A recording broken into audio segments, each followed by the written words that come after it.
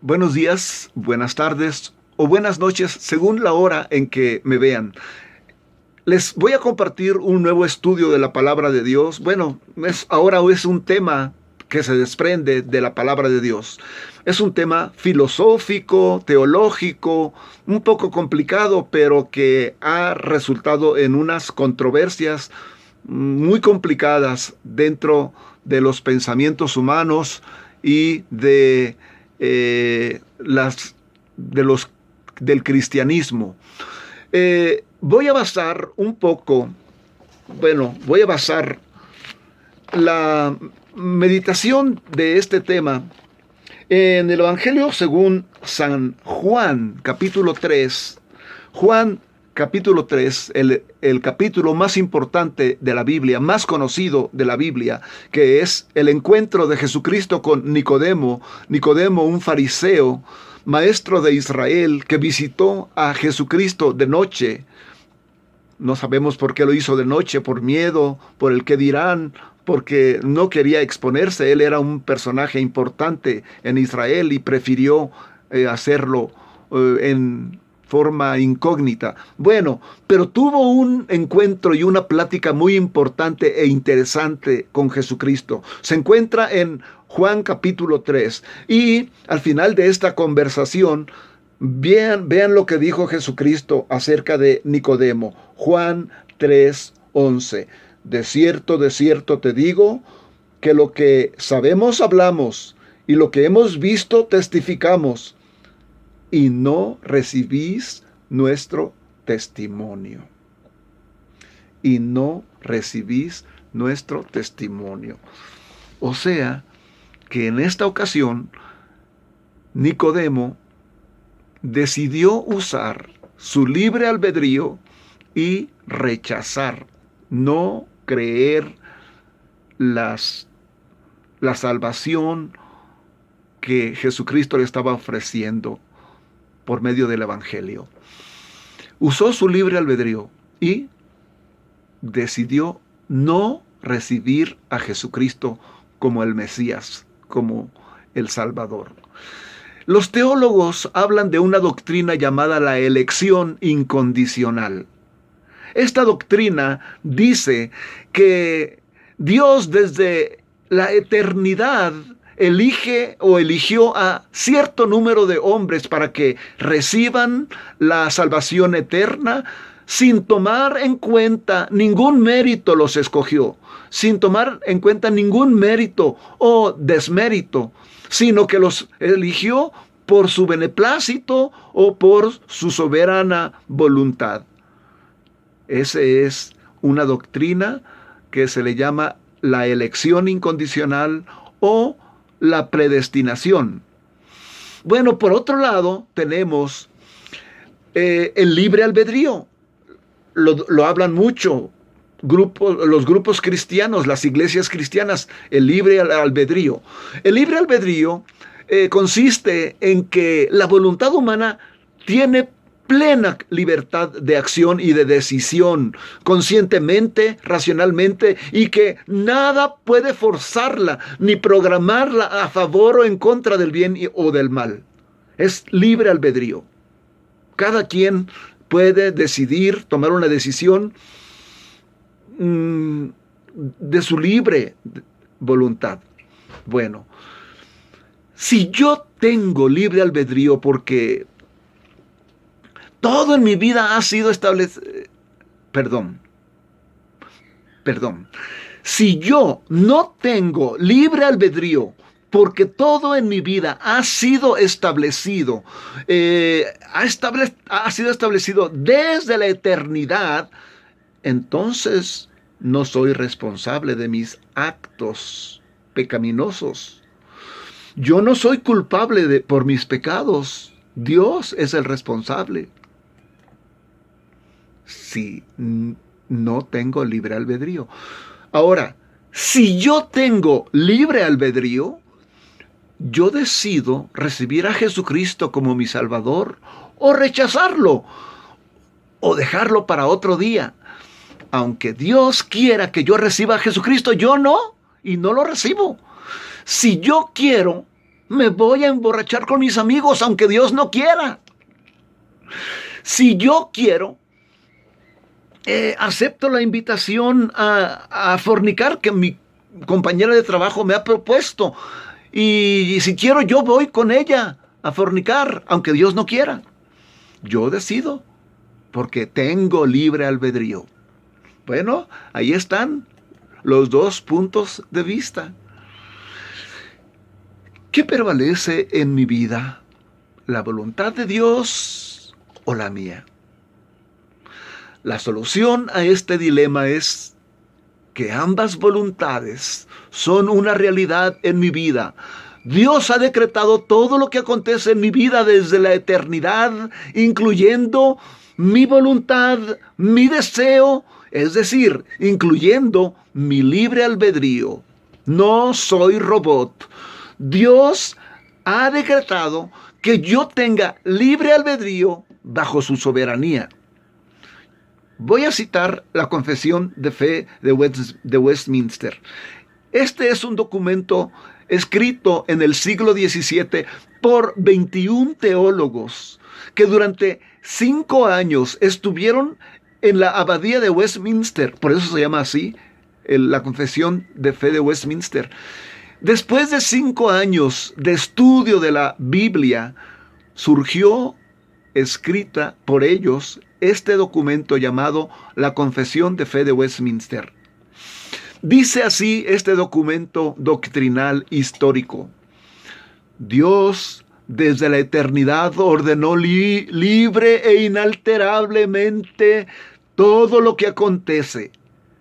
Sin embargo, lo hizo de tal manera que Dios no es el autor del pecado, ni hace ninguna violencia a la voluntad de las criaturas, ni quita la libertad de la concurrencia de los medios o causas secundarias, sino más bien las establece.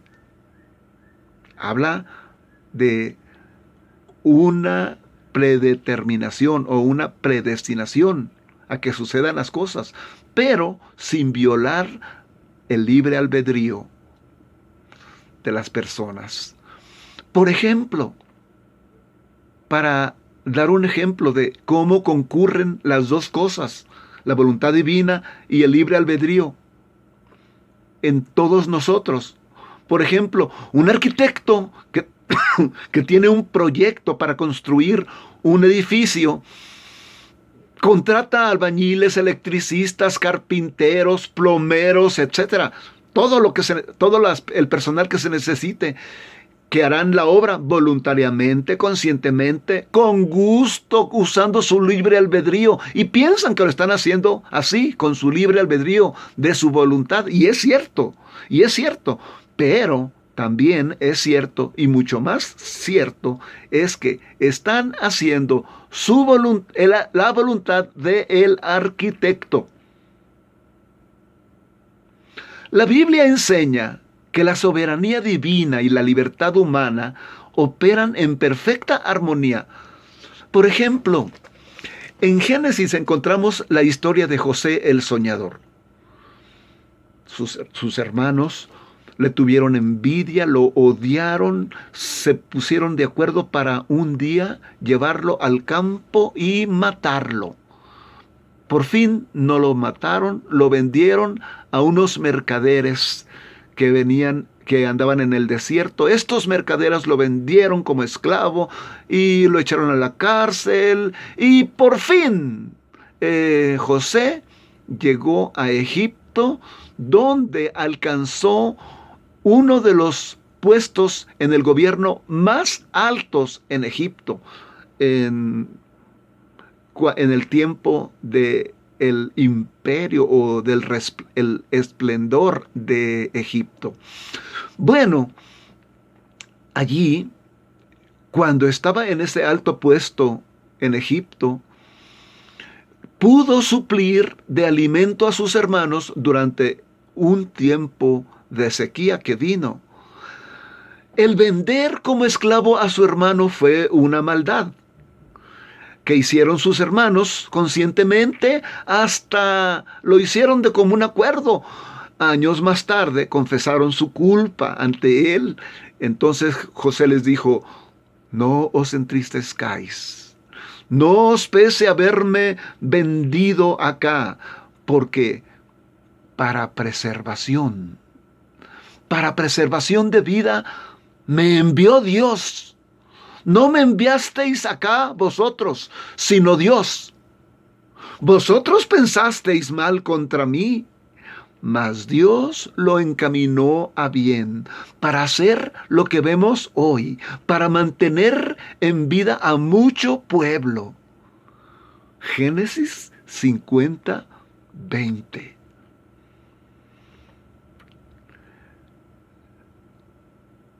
Judas y sus cómplices, los sacerdotes de Israel, junto con muchas otras personas, entre ellos Herodes y Pilato, impulsados por sus malas inclinaciones, cometieron el asesinato más injusto de la historia al crucificar a Jesucristo, pero al mismo tiempo actuaron conforme al propósito de Dios. Dice Hechos de los Apóstoles 2:23, a Jesucristo, entregado por el determinado consejo y anticipado conocimiento de Dios, prendisteis y matasteis por manos de inicuos, crucificándole. Pero todo fue por el determinado consejo y anticipado conocimiento de Dios. Las dos cosas actuaron. Y eso no quiere decir que los que lo mataron están libres de culpa. No, por supuesto que no, porque lo hicieron de su propia voluntad, de su propio libre albedrío. Hasta Judas, del remordimiento, se ahorcó. Bueno, y en Hechos 4:27 dice algo igual o parecido acerca de este asesinato de Jesucristo. Se unieron, es Hechos 4:27. Se unieron en esta ciudad, Jerusalén, contra tu santo Hijo Jesús, a quien ungiste. Se unieron Herodes y Poncio Pilato con los gentiles y el pueblo de Israel para hacer cuanto tu mano y tu consejo habían antes determinado que sucediera. Las dos cosas, la voluntad divina y el libre albedrío humano. El decreto divino no produjo el asesinato de Jesucristo, sino que estableció la certeza de que iba a suceder, mediante el uso del libre albedrío de Judas, de Anás, de Caifás, de Herodes, de Pilato, etc. Y aunque Pilato se haya lavado las manos en una representación teatral, eso no significa que quedó sin responsabilidad del pecado, no.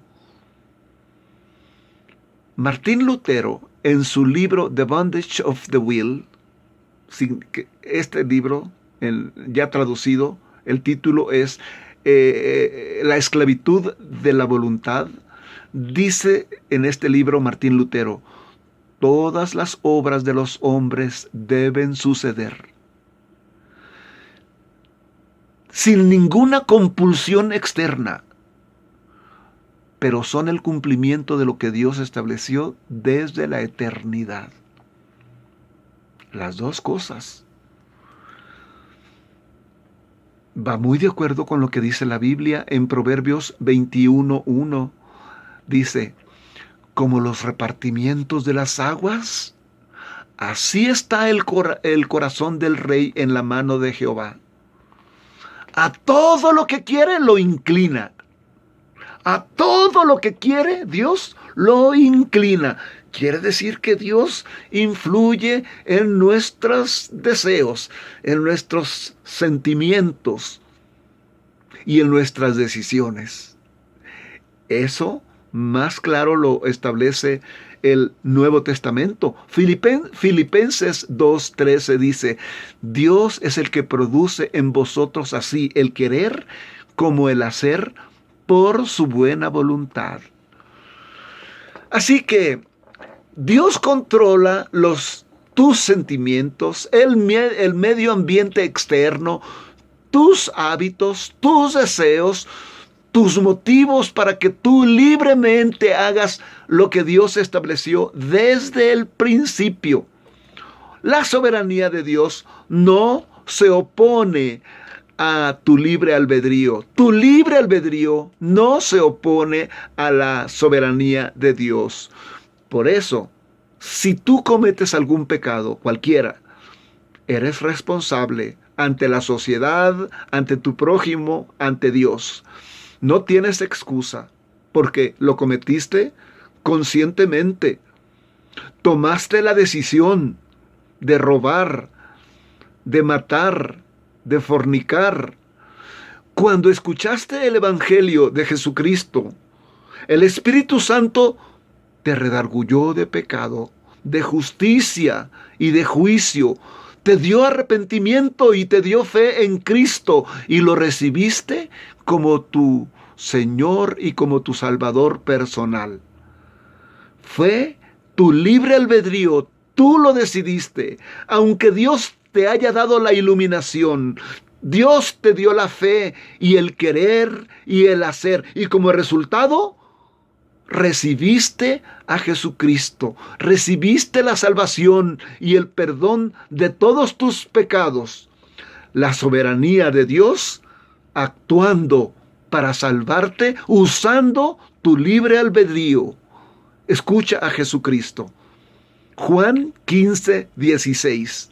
No me elegisteis vosotros a mí, sino que yo os elegí a vosotros, y os he puesto para que vayáis y llevéis mucho fruto. Tus decisiones, pues, se deben a tus deseos, inclinaciones, pensamientos, tu carácter, es decir, a tu naturaleza. Si recibes a Jesucristo como tu Salvador, ocurre el nuevo nacimiento, que aquí en capítulo 3 de Juan, Jesucristo le habla a Nicodemo que es necesario que nazca de nuevo. Cuando tú recibes a Jesucristo, cuando te arrepientes, recibes a Jesucristo como tu Señor y Salvador, pones tu fe en Él, ocurre el nuevo nacimiento. ¿Qué es el nuevo nacimiento?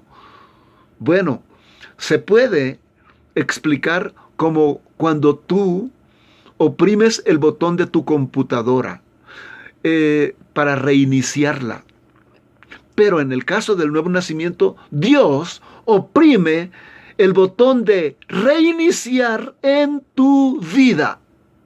Y ahí empiezas una nueva historia de tu vida en Cristo. Empiezas a producir buenos frutos delante de Dios. Y en contraste, los incrédulos seguirán produciendo los mismos malos frutos que salen de su malvado corazón según su naturaleza, sus deseos y sus inclinaciones. Jesucristo dice, cuando habla de lo que hay en el corazón de los hombres, en la naturaleza de los hombres, ya sea buena o mala, dice, Mateo 7:16, dice, ¿acaso se recogen uvas de los espinos o higos de los abrojos? Así, todo buen árbol da buenos frutos, pero el árbol malo da malos frutos. No puede el buen árbol dar malos frutos, ni el árbol malo dar buenos frutos.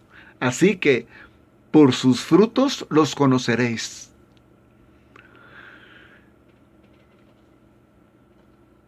¿Quieres arrepentirte de tus pecados? ¿Quieres vivir de ahora en adelante una nueva vida en Cristo? Segunda a los Corintios 2:17 dice, de manera que si alguno está en Cristo, nueva criatura es. Las cosas viejas pasaron y he aquí, todas son hechas nuevas, una nueva criatura, un reiniciar en tu vida. ¿Quieres recibir el perdón de tus pecados? ¿Quieres vivir de ahora en adelante agradando a Dios? ¿Vivir con Cristo el resto de tus vidas, teniendo fe, esperanza, paz, gozo, amor para Dios y para tus semejantes? ¿Quieres usar hoy tu libre albedrío para recibir esta salvación?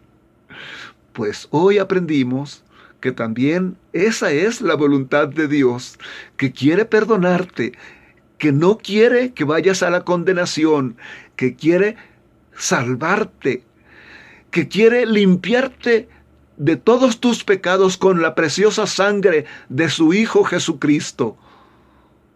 Primera de Pedro 2:24, con esto termino.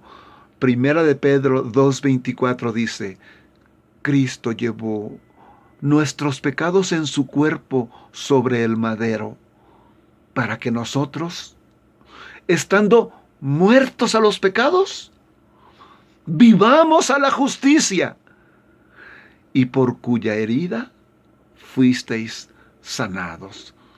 Recibe a Cristo. Dios te bendiga. Amén.